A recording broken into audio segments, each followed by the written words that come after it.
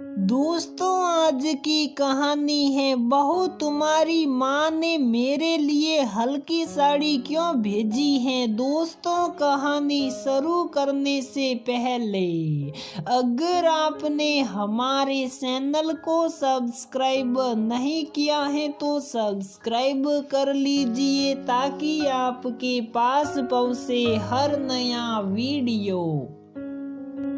शिवी की शादी को 2 दिन हुए थे। उसके ससुराल में उसके पति विभू के अलावा सास मालती जी, ससुर रामानुज, जेठ सुरेश, जेठानी रुचि, उनका बेटा आशु और नंद रेवा थी। कुल मिलाकर भरा पूरा परिवार था। 2 ही दिन में शिवी ने समझ लिया था कि यहाँ पर बहुओं की कीमत काम करने वाली से ज्यादा की नहीं थी। जेठानी एक पैर पे खड़े होकर काम कर रही थी और सास नंद बैठे बैठे बस हुक्म चला रही थी।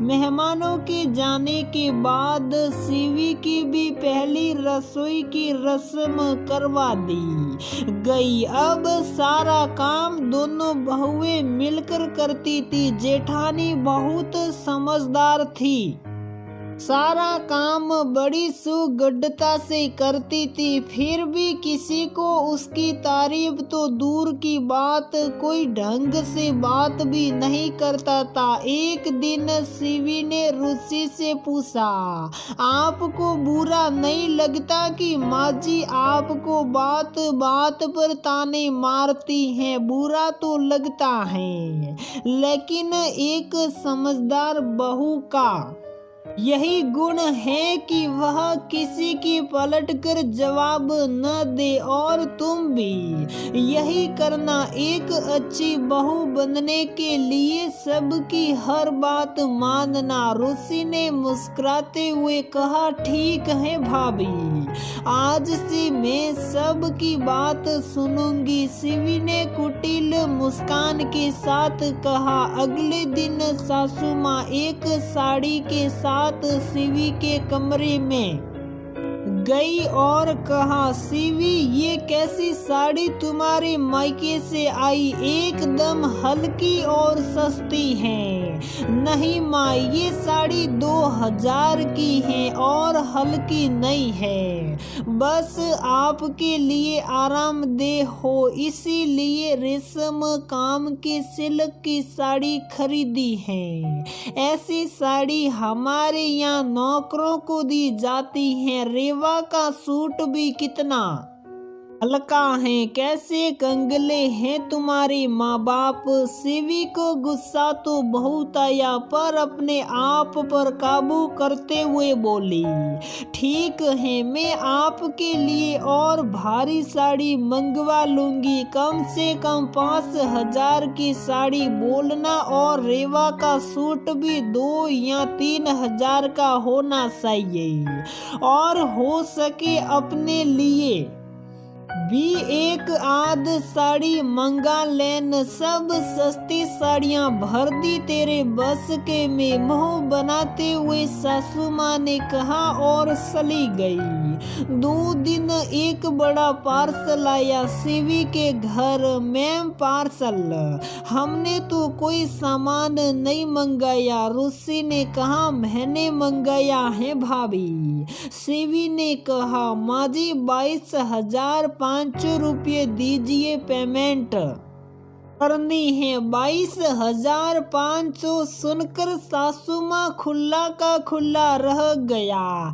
क्या 22,500? हमें कोई पार्सल नहीं चाहिए। सासू माँ ने लगभग चिल्लाते हुए कहा, मैम पार्सल वापस नहीं जाएगा, ये तो आपको लेना ही होगा, कोई जबरदस्ती नहीं है, हमें नहीं चाहिए। तभी विभू आया। उसको सारी बात पता चली। उसने बात को संभालते हुए पेमेंट की। विभू ने गुस्से में शिवी से कहा, ये क्या पागलपन है, इतनी सारी शॉपिंग क्यों की? अभी सारा सामान है तो तुम्हारे पास, ये तो मैंने माँ जी के कहने पर की है। तो सब लोग मालती जी की ओर देखने लगे। मैंने कब कहा? परसों आप ही ने तो कहा था कि मेरे माँ बाप ने सबको बहुत सस्ती साड़ियाँ दी तो तुम महंगी वाली साड़ी मंगा लो। अरे बेवकूफ, वो तो मैंने तुम्हारी माँ बाप से कहते कहते मालती जी रुक गई। पर माँ आप ही ने तो कहा था कि मेरे माँ पापा कंगले हैं, अब मेरे माँ पापा तो दे नहीं सकते, इसीलिए अपने जैसी जैसी साड़ियाँ कहीं। ये देखिए, ये रेवा का सूट 2500 का है, ये भाभी और मेरी साड़ी 1000 की है और आपकी तो पूरे 8 की मंगाई है। शिवी ने सहकते हुए कहा। सब लोग मालती जी को घूर रहे थे और रुसी मुंह दबाकर हंस रही थी। माल जी दी बात बदलते बोली, वो तो मैंने तुमसे ऐसे ही बात कह दी थी, तुम तो दिल पे लगा बैठी। माँ, मेरे माँ पापा ने कहा है, अपने ससुराल वालों का कहाँ मनो, तो मैं तो वही कर रही थी। शिवी मासूम सा चेहरा बनाते हुए बोली। मालती जी खिसियाने हंसी हंसते हुए कमरे में चली गई। रुसी मालती जी के लिए चाय लेकर उनके कमरे में जा ही रही थी कि कुछ आवाज सुनकर उसके पैर बाहर ही रुक गए। मालती जी रेवा से कह रही थी, कैसी बेवकूफ बहू मिली है, इतने पैसे की बर्बादी करवा दी, इस महीने घर का बजट भी बिगाड़ गया। अच्छा हुआ माँ आपने जेवर के लिए कुछ नहीं कहा, वरना पूरे साल का बजट बिगड़ जाता। रेवा ने अपनी माँ की टांग खींचते हुए कहा। चुप कर, मजाक बनाना बंद कर। रुसी चाय लेकर अंदर आई तो दोनों माँ बेटी चुप हो गई। चाय देकर रुसी सीधा शिवी के पास गई और कहा, शिवी ये सब क्या है, तुमने क्यों किया ऐसा? पता है सब तुम्हें बेवकूफ कह रहे हैं, मुझे पता है, और मुझे समझदार बनना भी नहीं है, क्योंकि जिस समझदारी के कारण माता पिता की बेइज्जती हो वैसे समझदारी मुझे नहीं चाहिए। मैं बेवकूफ ही बली और आगे भी इसी बेवकूफी करती रहूंगी, क्योंकि समझदारी वही दिखानी